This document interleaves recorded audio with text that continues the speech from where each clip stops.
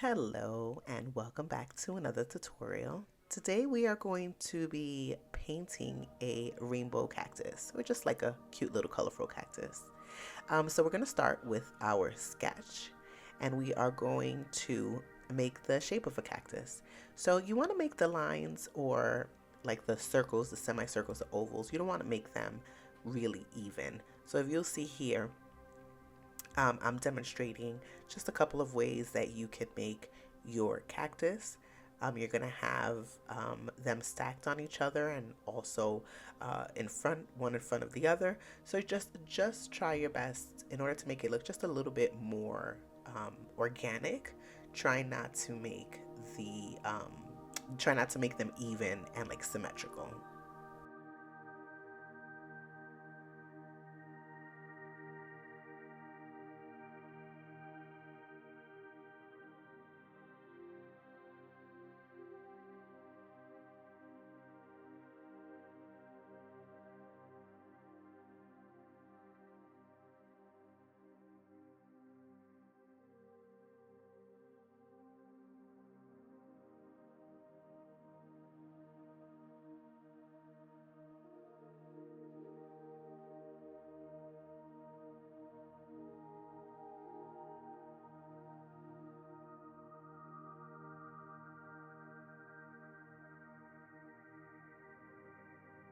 So when I cleaned out my palette a month or two ago, I realized that I never added in my opera pink. So I'm going to do that right now before we start, because it can come in very handy to mix in with other colors to kind of brighten them up. Um, so I'm adding that to my palette, and we are going to start with one section at a time. So I'm going to start with this big bottom section, and we're going to start them all exactly the same by first thoroughly wetting each section. And I forgot to mention that this is a Blue Pine Arts sketchbook. So if you see any like imperfections, such as in the upper right hand corner, that's why. This book in particular that I received didn't have the best pages, but they're a great company and they sent me another one. So not knocking them, but that's exactly why you see a couple of imperfections there. So we're going to thoroughly wet the section, and I am going to be using 4 different colors in this entire piece. So you'll see them as I'm using them. I'm going to be using phthalo turquoise, peacock blue, Hansa yellow, and opera pink. And all I'm going to be doing is kind of like interspersing them within each section. So here you see that I added the phthalo green, and now I'm adding the peacock blue. There are certain instances where you see that I will try not to mix them because I want that nice bold color. You'll see that especially with the Hansa yellow. The edges of the yellow are going to obviously bleed into the blue to give us a green hue. The pink is going to blend into the blue and give us a nice purple. The turquoise and the blue are going to mix together and give us an even deeper turquoise. So we're going to do this with each section, and we're going to let them thoroughly dry in between each section. You're also going to notice that I don't add every single color to every single section. Some sections I'll just add 2 colors, some sections I'll add 3, and some I will add all 4 and then mix some of them together to make a 5th and a 6th color. So that's completely up to you. The more colors you add, the more you mix and match them, the more colorful your cactus will be overall. So again, completely up to you. Just remember, as we're going through this, I'm going to put the music on and we're going to relax a little and just like watch, and you can paint along. Just remember as you're doing this to let each section dry before moving on to the next. So you can bounce around from section to section, or you can use your, a hair dryer or a drying tool to allow the sections to dry so that the colors don't run into each other.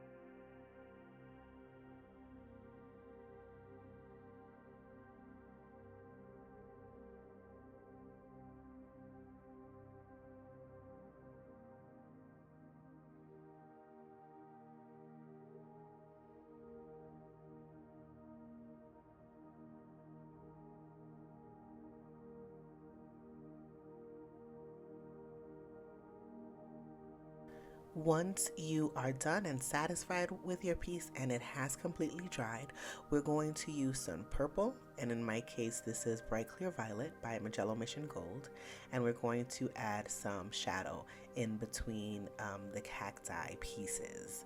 So where the pieces overlap, we're going to add shadows directly behind it because it's going to cast a shadow. So all we're going to do is we're going to add a nice dark amount of that purple, and we are going to very gently water down the edges. You don't want to scrub too much because scrubbing too much will begin to lift the layers of paint underneath. So just one or two passes with your brush will do, and then immediately when you're done with that, go ahead and dry it. So either use like a hair dryer or what is that called? The drying tool. You'll see here, that's what I do.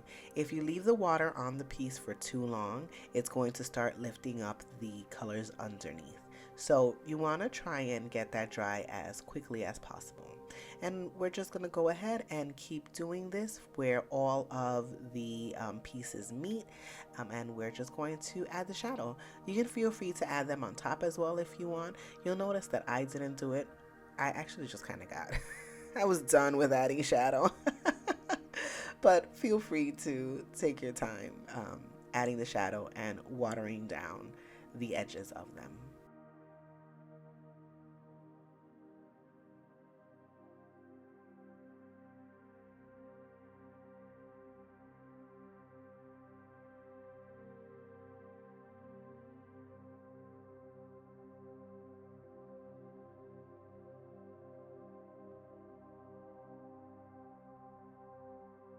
Once all your shadows are done, it's time to grab your white. You can grab white acrylic, gouache, watercolor, any white you want.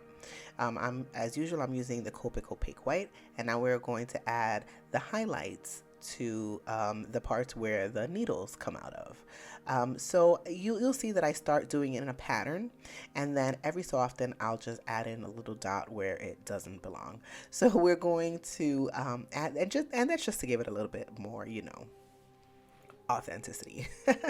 So we are going to just add the highlights for the prickly parts, and you want to make sure that as you're adding them, you are following the curve of your cactus, of each section of the cactus that you are working on.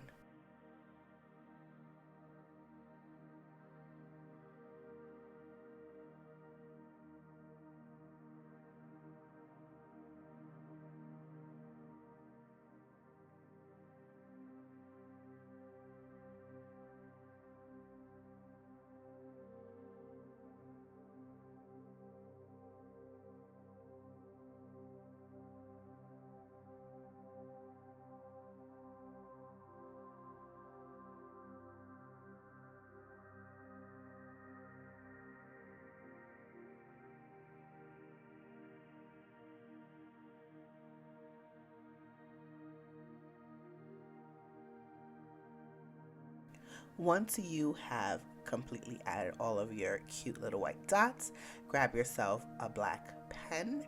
I'm using a Pigeon Letter Studio monoline, and this is, I started with a size 1, but I switched it to a size 3 because a size 1 just wasn't thick enough. So I switch it to a size 3, and all I'm doing is I am adding a little half circle right underneath all of the white dots. And they don't have to be neat. You'll see some of mine are extremely messy. I just go by really quick adding these in, and it's just a little shadow underneath that little highlight.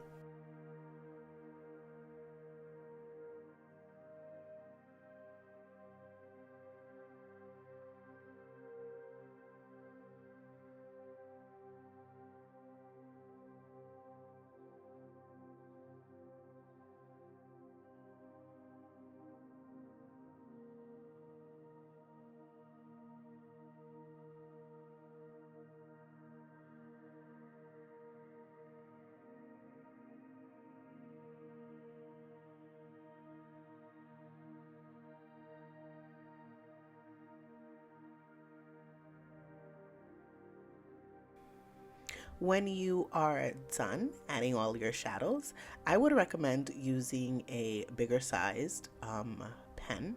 If you don't have a bigger sized pen, then just feel free to use what you were using before. I'm using a size 5.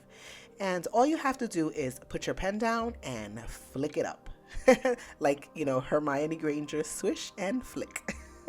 So just put your pen down on either on the black area or on the white, it doesn't really matter, and flick it up, and it'll give you a broader stroke right where you put your pen down, and it'll come to a nice fine point where you pick it up if you flick your wrist and just kind of like let the pen do what it needs to do. And you're going to add the little pricks everywhere, and don't forget to add some along the edges so it looks as if it's coming out through the back, and make sure that you get all of the areas that you lay down.